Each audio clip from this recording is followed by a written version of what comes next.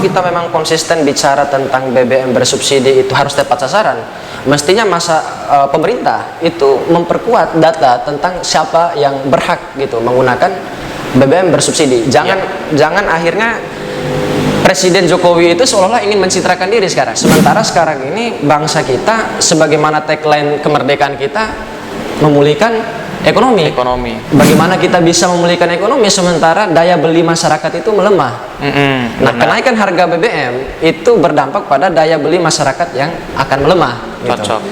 Open your mind, bicara santai.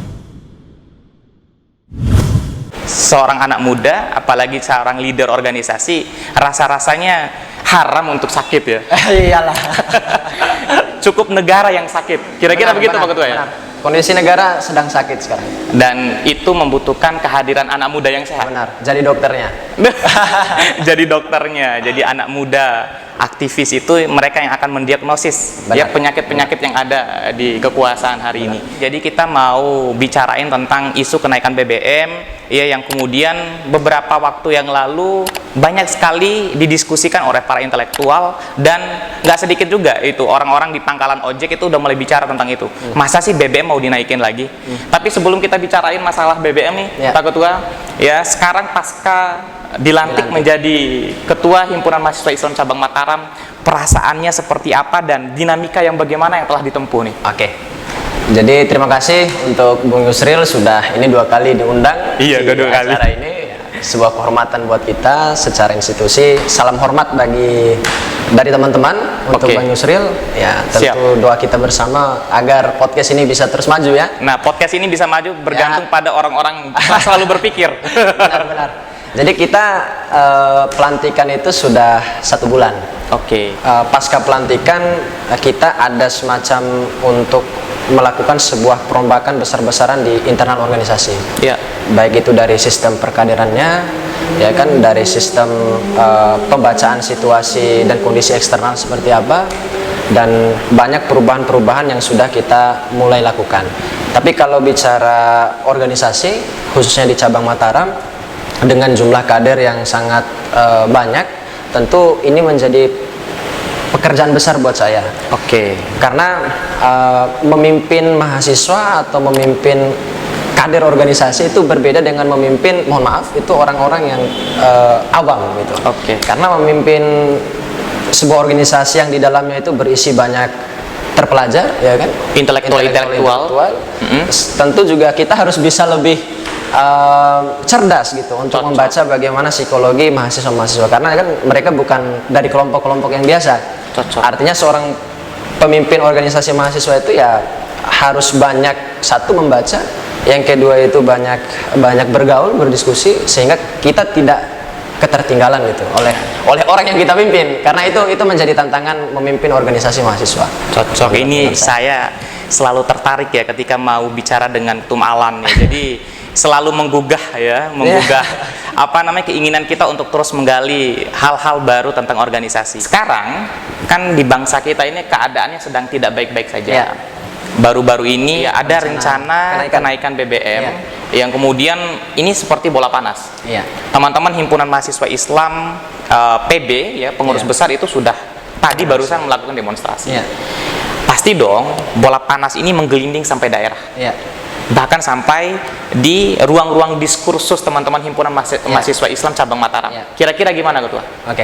Jadi begini, kenapa kami di cabang sebelum PB itu turun aksi itu sudah mengeluarkan statement gitu, bahwa kami itu meminta pemerintah itu membatalkan rencana kenaikan harga bahan bakar minyak bersubsidi.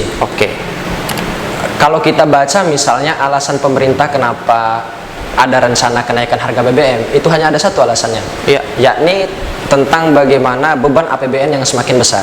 Menurut Menteri itu bahwasannya ini terlalu besar, postur APBN tidak mencukupi. Cuman kan ini alasan yang terlalu berlebihan menurut kami, Bung Yusril. Kenapa? Karena masih banyak sebenarnya postur APBN yang tidak dimanfaatkan. Contoh misalnya, kami ingin mengatakan bahwa hari-hari ini pemerintah tidak berani untuk bersikap persoalan bagaimana penghematan pembatasan konsumsi BBM bersubsidi. Kalau kita lihat misalnya di peraturan itu itu diatur tentang bagaimana yang bisa mengkonsumsi BBM bersubsidi adalah untuk masyarakat yang kurang mampu dan masyarakat yang miskin. Iya. Sementara solar dan pertalite itu masih dikonsumsi 80% oleh masyarakat yang memiliki kemampuan ekonomi Menengah ke atas. atas. Nah, ini kan sangat tidak adil gitu menurut kami. Benar. Orang yang punya kemampuan ekonomi yang cukup itu diberikan kesetaraan mengkonsumsi BBM bersubsidi. Gitu.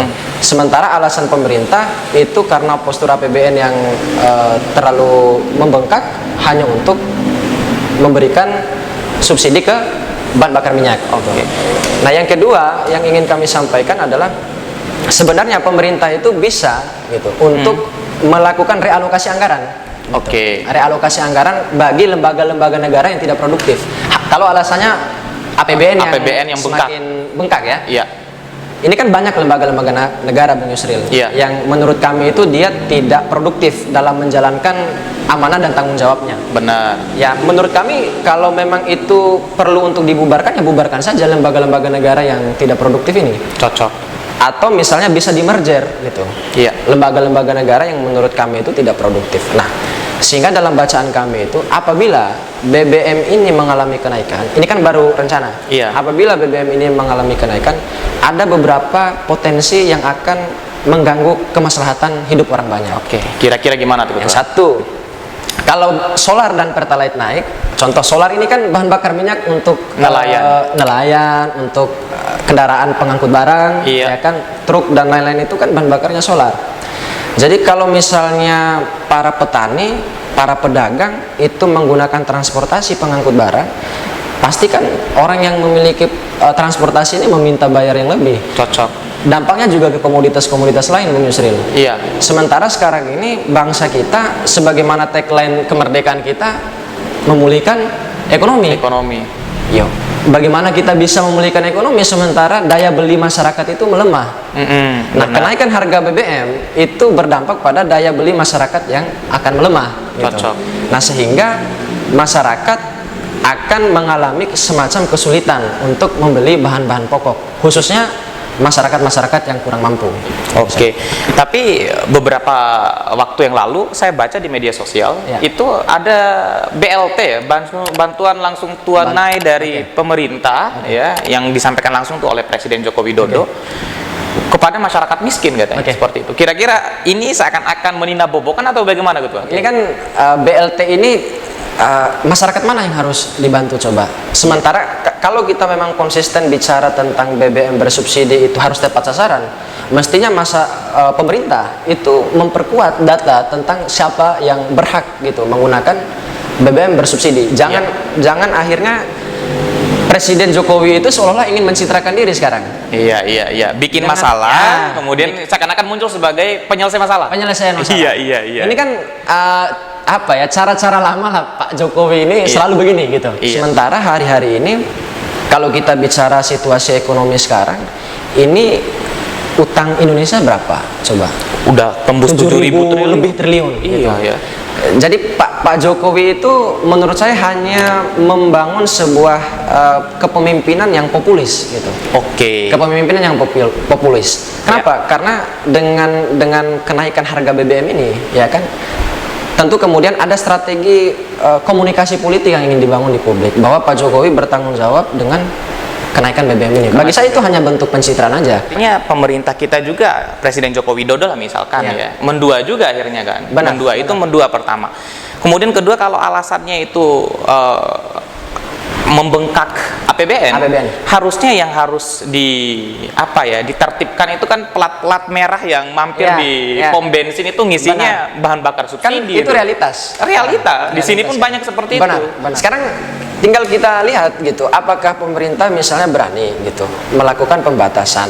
Dalam artian setelah data diperkuat, ya kan, siapa yang menjadi penerima BBM bersubsidi, setelah itu apakah misalnya pemerintah melalui Kementerian BUMN itu berani untuk mengatur gitu.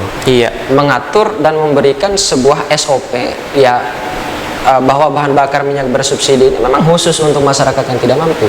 Benar. Cuman pada filosofinya menurut kami kebijakan dari negara ini menurut kami itu bukan subsidi terhadap komoditas gitu. Iya, iya. Harusnya yang disubsidi itu manusianya. Oke, gimana kira-kira tuh? Karena logika subsidi itu atau definisi dari subsidi itu sebenarnya bukan mensubsidi barang. Bukan barangnya yang disubsidi tapi manusianya. Kalau misalnya subsidi di komoditas, artinya itu secara pengawasan dan pembatasan itu kurang ketat.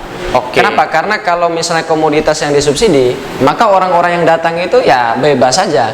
Tidak ada pembatasan. Tapi kalau manusianya sudah dikasih subsidi untuk membayar minyak, membayar pertalite atau solar, maka dengan kehadiran bantuan subsidi dari negara kepada manusianya itu tentu bisa digunakan oleh orang-orang yang berhak gitu. Dan itu proporsional. Pernah dilakukan oleh Pak Jokowi tahun 2015 tapi tidak maksimal gitu. Sehingga semenjak tahun 2016 sampai dengan sekarang BBM bersubsidi ini dibuka seluas seperti ini sehingga semua kalangan masyarakat, kelas ekonomi masyarakat itu semua bisa menikmati, termasuk para pejabat-pejabat yang masih pakai plat merah ya. Benar. Nah, ini sebuah ironi di bangsa kita bahwa harusnya subsidi itu memang dinikmati oleh orang-orang yang memang berhak. Ya, seperti yang disampaikan oleh Tum Alan. Ini juga Tum, kalau misalkan kenaikan BBM ini ya didalilkan pada APBN yang membengkak, ya harusnya pemindahan ibu kota nggak jadi prioritas. Misalkan. Iya, benar itu. Iya, kan? Saya sepakat. Ini kan pembangunan ibu kota negara baru ini salah satu proyek ambisius dari negara kan. Salah satu proyek ambisius dari negara. Nah, melihat bagaimana kondisi politik ekonomi kita hari ini, seolah-olah kita ini diseret bahwasannya pembangunan ibu kota negara itu lebih penting gitu ketimbang persoalan hajat hidup orang banyak, kesejahteraan masyarakat. Kalau kita melihat misalnya Pak Jokowi selalu menggencarkan gitu tentang dipercepatnya pembangunan proyek ini ibu kota negara baru. Nah, persoalannya adalah proyek ambisius ini tentu membutuhkan budget yang banyak. Benar. Membutuhkan APBN yang banyak. Kalau saya baca itu 20% dari APBN. Gitu. Beban lagi, hutang lagi.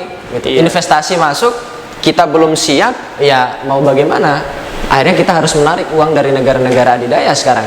Makanya kan tujuan dari kenaikan harga BBM ini adalah untuk menekan supaya APBN ini tidak membengkak. Iya, tapi pembangunan IKN itu jadi prioritas. Jadi prioritas. Ini kan dua hal yang sebenarnya saling bertolak belakang. Benar. Ini bahayanya misalkan kita dalam bernegara, dalam mengambil kebijakan itu tidak berdasarkan pada konsep yang matang. Iya, benar. Rasa-rasanya ada semacam ketidakmatangan konsep lah bahasanya seperti itu kan. Kalau memang kita concern untuk membangun ekonomi bangsa kita, harusnya hal-hal yang seperti ini nggak boleh saling bertabrakan. Nah, yang menarik juga nih, Pak Ketua, ketika kita bicara tentang subsidi BBM, ini kan tentang hajat masyarakat ya. Kemudian kita bicara juga tentang pembangunan. Jadi pembangunan itu dibagi dua, pembangunan infrastruktur dan pembangunan sumber daya manusia. Nah, rasa-rasanya ya yang tersampaikan ke publik atau yang kita perhatikan sekarang, pemerintah kita punya kecenderungan pada pembangunan infrastrukturnya, sampai harus berhutang tanpa memperhatikan bagaimana pembangunan sumber daya manusia. Kira-kira pandangan dari Ketua gimana? Saya selalu berkaca pada bagaimana negara-negara maju hari ini. Setelah mereka kembali dari keterbelengguan dari kolonialisme, satu yang mereka spirit dalam hidup maupun kebijakan pemerintahnya, yakni bagaimana mutu manusia itu harus menjadi prioritas. Kalau kita ingat misalnya restorasi Meiji dari negara Jepang, ya kan, Jepang setelah dibom Hiroshima Nagasaki, itu kan kata Perdana Menteri Jepang atau Kaisar Jepang waktu itu, Kaisar Hirohito, ya cari guru-guru siapa yang masih tersisa, cocok, sehingga kita hidupkan pendidikan, akal mentalitas karakter manusia Jepang akhirnya juga kuat, rasa kepercayaan dirinya kuat. Nah sekarang infrastruktur ini untuk siapa sebenarnya? Infrastruktur yang dibangun ini untuk siapa? IKN itu dibangun untuk siapa? Apa juga urgensinya untuk negara kita? Di tengah indeks pembangunan manusia yang masih rendah, kan? Harusnya mutu guru, mutu dosen, mutu siswa, mutu mahasiswa itu yang harus diperhatikan. Jangan justru menghadirkan semacam skenario untuk membatasi hak-hak berekspresi, hak-hak intelektual yang memang menurut kami itu ini semacam misi pembohongan dan pembodohan publik gitu. Iya. Nah, bagi kami memang lebih penting pembangunan suprastrukturnya gitu, manusianya ketimbang infrastruktur. Iya. Karena infrastruktur ini kan sebagai sarana gitu. Cocok. Sebagai sarana. Oke lah, misalnya penting membangun tol, penting untuk membangun jalan apa segala macam. Tapi selama kesejahteraan, urusan perut, ya kan? Urusan perut, urusan kesejahteraan, urusan kemakmuran masyarakat itu lebih penting. Iya. Nah, masyarakat yang makmur, masyarakat yang sejahtera, menurut kami itu atau menurut saya itu harus dimulai daripada bagaimana pikirannya yang pikirannya yang cerah juga. Benar. Nah, pikiran yang cerah ini harus dimulai dari pendidikan yang berkualitas. Kualitas sumber daya manusia. Sumber daya manusianya. Atau mungkin pemerintah kita lebih senang dengan warga negara yang bodoh, jadi akhirnya diakal-akali aja. Benar. Kan? Saya melihat ada tidak ada keseriusan gitu negara untuk semacam meningkatkan mutu dan kualitas pendidikan kita gitu. Iya. Contoh misalnya, kita selalu mengatakan bahwa kualitas murid harus dikedepankan.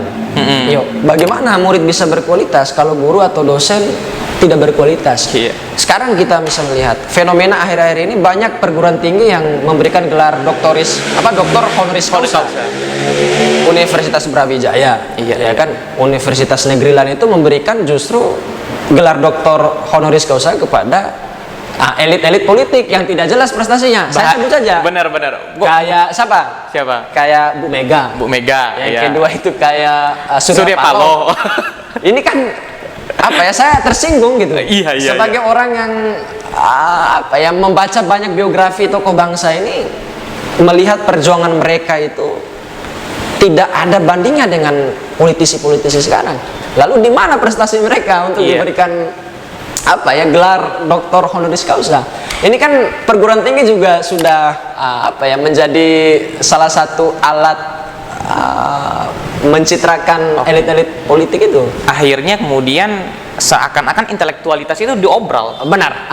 Pengobralan. Iya, pengobralan intelektualitas oleh kampus-kampus yang sudah maju loh, Bang. Iya, sekarang. Padahal kampus itu kan harus menjadi pusara pikiran, antitesa dari kebijakan pemerintah yang tidak mensejahterakan masyarakat. Ya. Coba saya baca majalah Tempo kemarin. Iya. Jadi alasan Universitas Brawijaya itu memberikan gelar doktor honoris causa kepada Surya Paloh itu, satu, karena menganggap Surya Paloh itu sebagai bapak demokrasi gitu, bapak politik demokrasi. Nah, yang kedua itu karena dia membuat satu buku yang itu isinya hanya opini subjektif tanpa ada riset ilmiah gitu. Oke. Dua alasan ini menurut saya dan Bung Yusril aja bisa melakukan itu. Kalau hanya sebatas bagaimana menghidupkan demokrasi, yang kedua itu membuat opini gitu soal demokrasi nasional. Iya. Nah, aturan untuk mengeluarkan doktor honoris causa itu kan sudah diatur sebenarnya. Dia harus berjasa besar untuk bangsa ini. Cocok. Yang kedua, dia paling tidak berjasa untuk dunia internasional juga, ya kan? Yang ketiga itu dia menghasilkan sebuah karya yang itu berefek besar untuk kehidupan banyak orang. Oke. Jangan sampai di perguruan tinggi di NTB itu melakukan hal yang sama. Jangan sampai. Ya, khususnya untuk UNRAM ya. Kalau saya rekomendasikan kalau mau doktor honoris causa, mending ketua cabang himpunan mahasiswa Islam. Bung Yusril betul. Iya. Artinya memang doktor honoris causa ini kan adalah posisi yang memang punya nilai tawar besar. Sangat. Dampaknya itu luas kepada masyarakat. Dulu misalnya kan yang mendapat ini tokoh-tokoh yang kita ketahui itu Bung Karno misalnya. Iya. Jangankan di Indonesia gitu. Dunia internasional memberikan gelar doktor honoris causa gitu. Dan jasa-jasanya untuk bangsa ini bagi saya juga tepat gitu kenapa diberikan. Nah, sekarang kan dari mana gitu indikatornya kok ini orang-orang ini dikasih doktor honoris causa. Iya, artinya jangan diobral lah Pak ya. Jadi kita sebagai orang yang juga sibuk bagaimana untuk menumbuh suburkan pikiran teman-teman himpunan mahasiswa Islam ini kan mereka terus berupaya untuk menghidupkan pikiran kritis membuat anak-anak muda Indonesia ini selalu cerdas.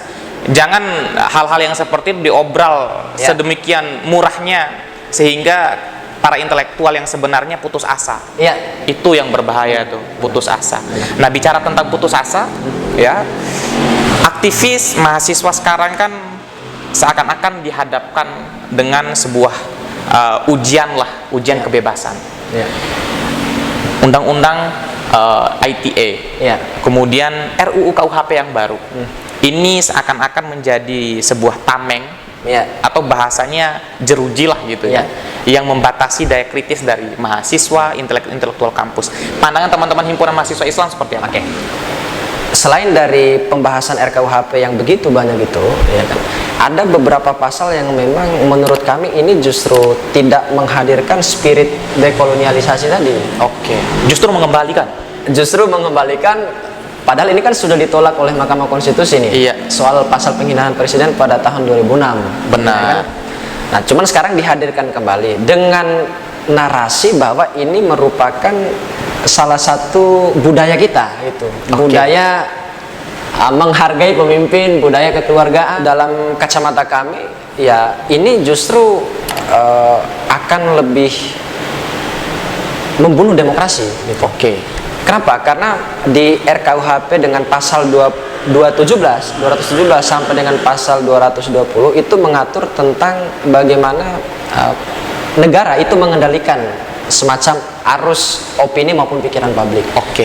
Jadi disebutkan di sana misalnya di pasal 218, ya barang siapa yang menghina presiden dan wakil presiden, ya kan, itu akan terkena ancaman hukuman sekitar 3 tahun penjara. Gitu. Iya. Nah, ini sama halnya kan seolah-olah pemerintah atau negara dengan hadirnya produk undang-undang ini justru lebih melindungi negara ketimbang manusianya. Misalnya saya mengkritik presiden tidak terima.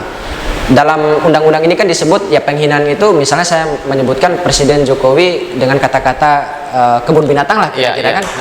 Itu penghinaan yang dimaksud. Nah, cuman kalau misalnya saya menyampaikan kritik, presiden tidak paham Pancasila, presiden tidak paham Undang-Undang Dasar, presiden gagal, presiden misalnya dungu, misalnya kan. Kalau presiden merasa terhina dan melaporkan saya, Kena delik dong.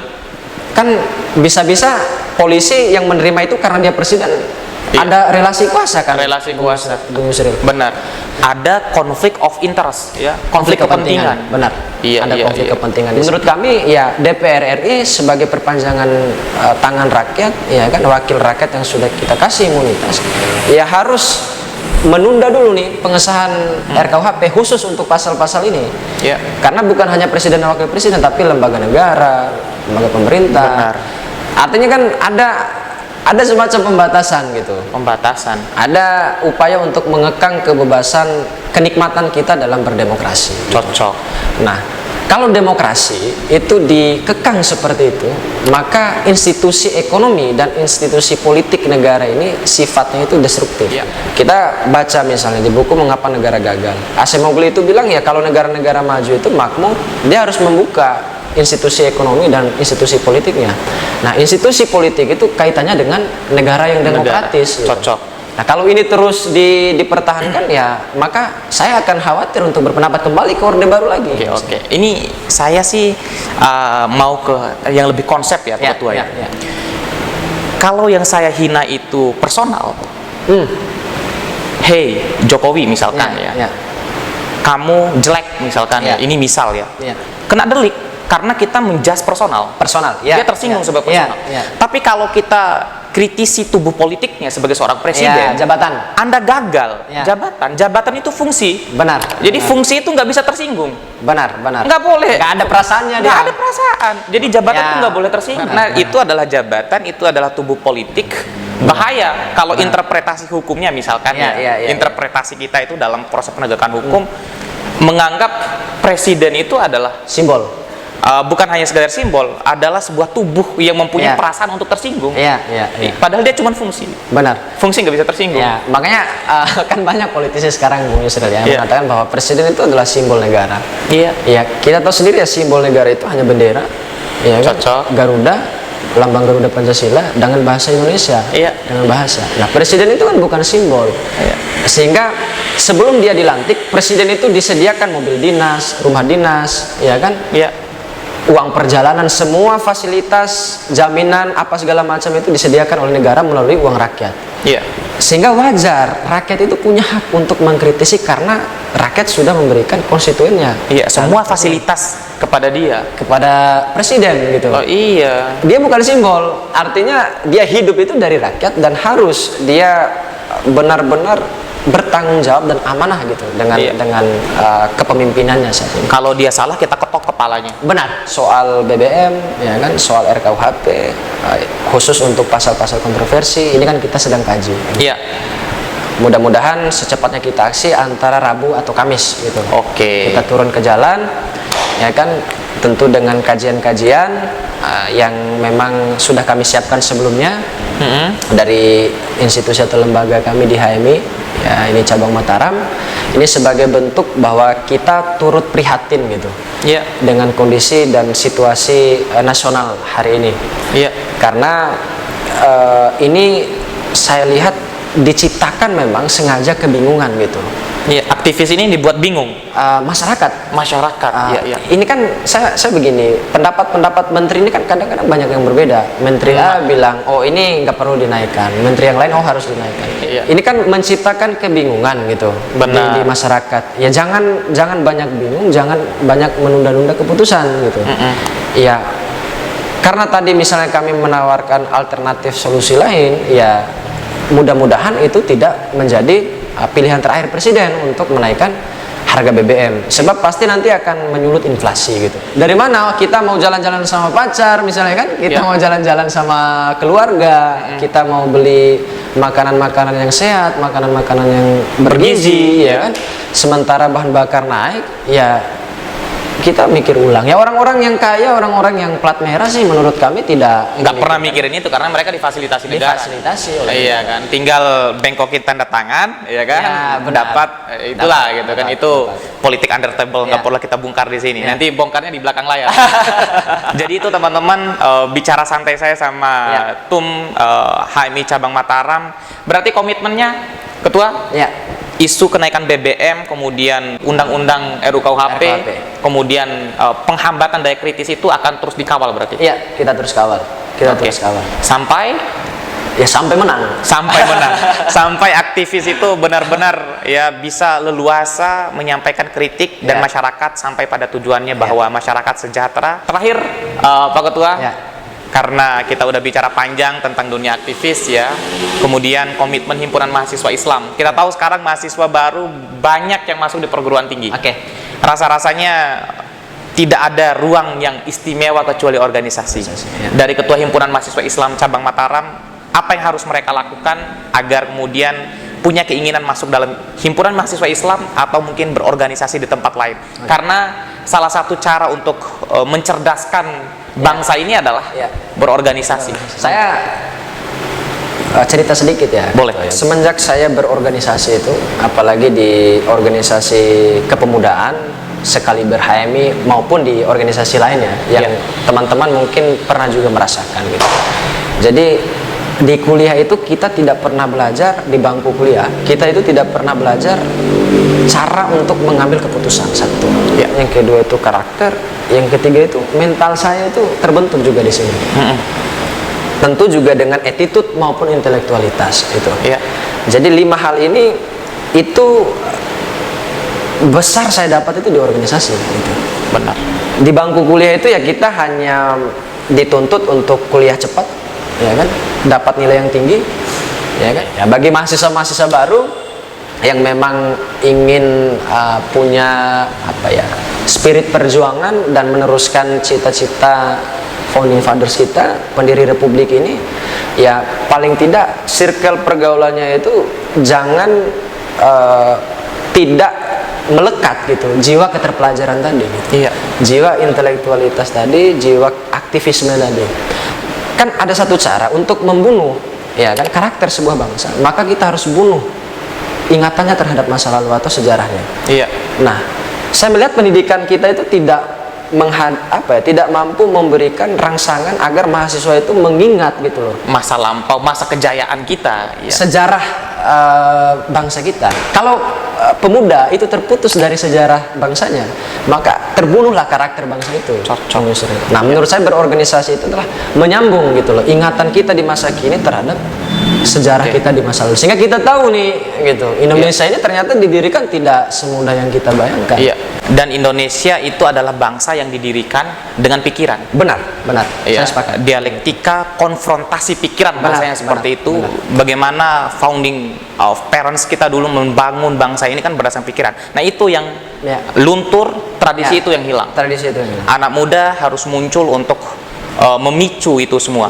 Saya teringat apa yang disampaikan oleh Bang Anies Baswedan, boleh menyampaikan seorang anak muda itu atau seorang intelektual kampus itu bukan hanya akan menjadi seorang akademisi, bukan hanya akan menjadi seorang peneliti, tapi anak muda itu akan menjadi seorang pemimpin.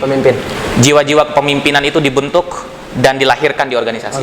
Salah satunya Himpunan Mahasiswa Islam. Siap. Oke.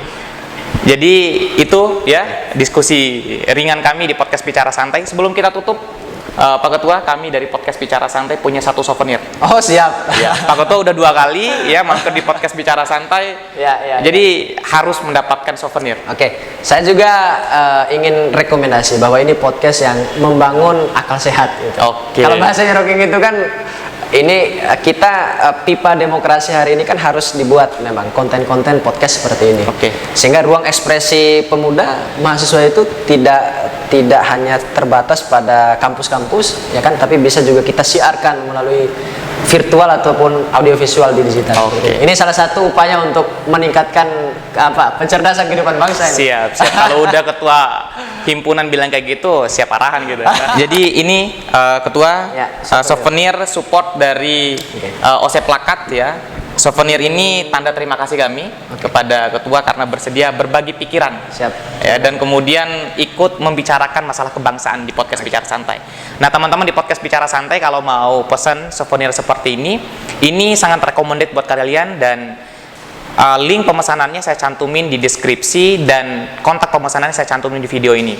Jangan sampai kelewatan, teman-teman. Ini Pak Ketua bisa diterima? Terima kasih. Siap. Ini mudah-mudahan itu simbol perjuangan kita bersama untuk membangun kritisisme, membangun generasi untuk semakin jauh lebih baik lagi. Ini jadi monumen. Untuk di kamar. Boleh. Itu biar saya ingat terus. Boleh. Terima kasih, Bung Yusril. Siap. Nanti kalau ada momen yang pas kita podcast lagi. Saya Yusril Iza Mahendra bersama dengan Bang Alan Ananami menyampaikan mudah-mudahan kita selalu sehat dalam terus memperjuangkan kepentingan masyarakat, dan harga BBM jangan dinaikin, Pak. Sepakat. Masyarakat harus juga merasakan kehidupan yang jauh lebih sejahtera. Syarat kesejahteraan salah satunya adalah semua hal bisa digapai dengan mudah tanpa harus berkeringat dan berdarah-darah. See you, sampai jumpa di podcast selanjutnya. Terima kasih Pak Ketua. Terima kasih juga. Siap.